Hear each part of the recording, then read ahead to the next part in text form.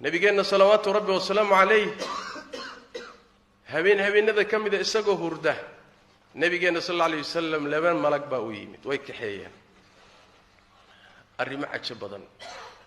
iyo khalaa'iq ilaahay oo cadaaban oo midba si u cadaaban yahay ayaa nabiga la tusay salawaatu rabbi wasalaamu calayh habeenka waxyaalihii la tusay waxa ka mid ah oo uu sii maray ruux inta qalka jeexdin lagaga bilaabo ilaa qadaadka la jeexayo haddana isha inta jeexdin laga bilaabaa waxaa la gaarsiinayaa qadaadka haddana sanka inta jeexdin laga bilaabaa qadaadka la gaarsiinaya dhanka kale haddana loo gudbayaa sidii oo kale lagu sameeynaya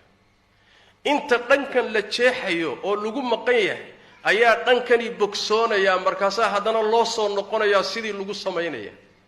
dhankana bogsoonaya kii kala lagu